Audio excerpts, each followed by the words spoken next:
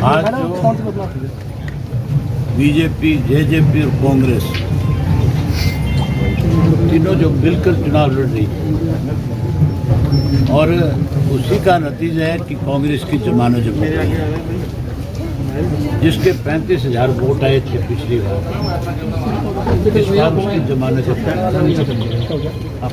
इसका मतलब नीचे नहीं होता भाई, ये तीनों मिलकर के चुनाव लड़ रहे हैं और ये तीनों मिलकर के कहीं ना कहीं इस देश के इधर करूँगा तो इसके किसान आंदोलन उस आंदोलन को बदनाम करना चाहते हैं,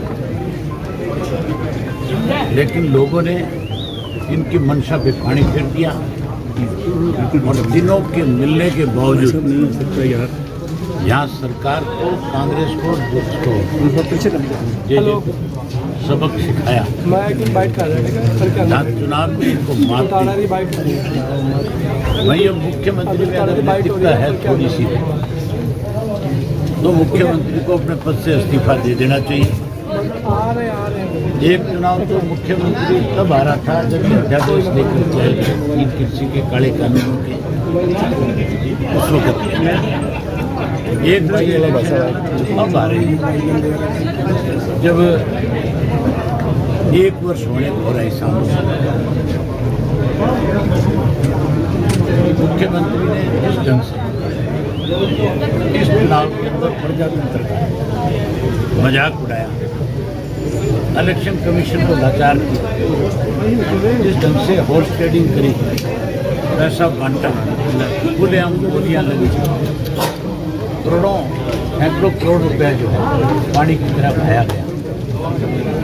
उसके बावजूद लोगों ने फिर इनकी मंशा पे पानी फेरने का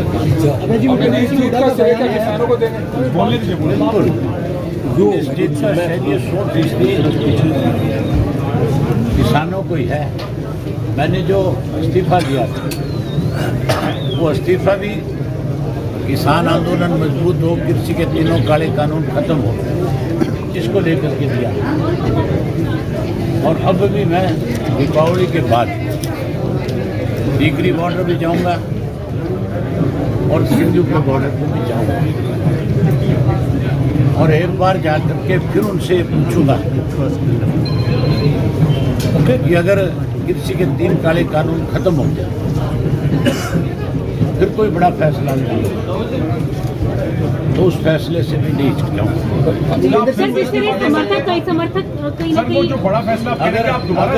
अगर मेरे समर्थक कहेंगे हेलो कराने के लिए इस्तीफा तो फिर पूरी कोशिशें करी ताकि आप चुनाव न जीत पाए, इस पर उनको कोई जवाब देना चाहिए। जंगल में शेर जख्मी तो हो सकता है पर गिद्दड़ राज नहीं कर सकते।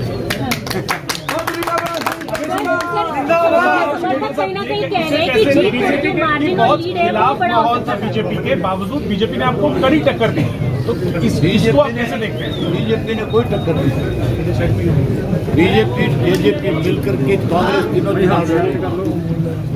अगर निष्पक्ष चुनाव होता, अगर हॉर्स ट्रेडिंग ना होती, पैसा ना होता, तो मैं 100% 50,000 से ज्यादा वोट से जीतता। फिर मेरे सामने लड़ने वाले पीछे कहीं कह रहे हैं कि जीत की खुशी के साथ साथ जो लीड कहीं ना कहीं कम रहेगी उसके लिए मलाल भी है, क्या आप भी कुछ ऐसा महसूस करते हैं? मुझे मलाल इस बात का है कि देश आज़ाद तो हो गया, लेकिन आज भी कहीं ना कहीं सरकार की गुलामी में जकड़ा हुआ है। अगर आज़ाद होता, प्रजातंत्र होता, तो फिर हॉर्स ट्रेडिंग नहीं होती, फिर आप मान के चलो चुनाव आयोग की धज्जियां नहीं उठती। मैंने 15 कंप्लेंट करी चुनाव इलेक्शन कमीशन को और मेरी एक भी कंप्लेंट का आंसर अब तक नहीं मिला। अभी अंदर ऑब्जर्वर बैठा है, सर्टिफिकेट लेने के बाद उससे पूछूंगा कि क्या आपकी ड्यूटी केवल मुझे सर्टिफिकेट देना थी या चुनाव निष्पक्ष कराने की? अगर निष्पक्ष कराने की थी तो फिर आप इस चुनाव के अंदर इस ढंग से पैसा बटा उस पर क्या संज्ञान लिया? भूपेंद्र सिंह हुड्डा का अभय जी बयान आया था कि मैं ये पूछूंगा बधाई देने की बजाय कि इस्तीफा किस लिए दिया था जब दोबारा विधानसभा में तो मैं पूछूंगा कि तू ये बता, तू ये कैसे कह के आया था कि गोपाल कांडा मेरा मित्र है? ये तो मैं पूछूंगा, वो मुझसे कौन होता है? अभय जी, ये बीजेपी ये तो मैं असेंबली में पूछूंगा। दिसंबर में सेशन आएगा और उस सेशन में मेरा पहला सवाल भूपेंद्र सिंह हुड्डा से होगा। नीरज जी सिर पीछे रखो यार। सर आप भाई साहब थोड़ा सा नीचे कर लो। कि गोपाल कांडा मेरा मित्र है, सर उसका क्या मतलब था? उसका जवाब मुझे भी चाहिए, प्रदेश की जनता। सर, ये दिवाली कोई हरियाणा की राजनीति में कोई बड़ा धमाका करेगी? मुझे अफसोस है इस बात का उन लोगों को लेकर के विचारा जो ये कह रहे थे अब की बार 2 दिवाली मनाएंगे। मैं तो 2 दिवाली 3 मनाऊंगा। मेरे प्रशंसक जो है वो 3 दिवाली मनाएंगे, एक आज मनाएंगे, एक 4 को मनाएंगे, एक 5 को। लेकिन कई लोगों की दिवाली तो विचारों की दीपू यार संता की आवाज बीच थल्ले कर दे। दिवाली का सारा मजा ही किरकिरा हो गया। जीतने के बाद सिंगू बॉर्डर जाएंगे आपके साथ? मैंने कहा कि मैं सिंगू बॉर्डर में जाऊंगा और टीकरी के बॉर्डर पे भी जाऊंगा। सर आपके भतीजे कि जो अभी चुनाव जीते हैं, हमारा तो 60,000 के करीब वोट पहुंच गया। हम तो मतलब और दीपू आईडी नीचे कर ले। वो अपनी जीत मानते हैं इसमें। रक्षम नीचे कर उड़ा। वो हार को भी अपनी जीत समझते हैं कि हम हार के भी जीत गए। मतलब भाजपा जो है इस बात के लिए माफी नहीं मांगती प्रदेश के लोगों से कि हमने इतनी बड़ी हॉर्स ट्रेडिंग करी, प्रजातंत्र को एक तरह से हमने रोंद के रख दिया, इलेक्शन कमीशन की हमने धज्जियां उड़ा दी। उसके बावजूद यहाँ पे जितना जात पात का जहर घोड़ा गया, यहाँ जिस ढंग से बयानबाजी की गई, इलेक्शन कमीशन का फर्ज तो उसी दिन बनता था जिस दिन बीजेपी के स्टार प्रचारक जो थे जिन्होंने अपने भाषणों में ये बात कही थी कि ये चुनाव तो एससी और बीसी को मिलकर के लड़ना चाहिए। हमने उनको recording the, with proof the, election commission ने कोई कार्रवाई नहीं की। यहाँ जात पात के नाम पे बांटने का बहुत प्रयास किया गया।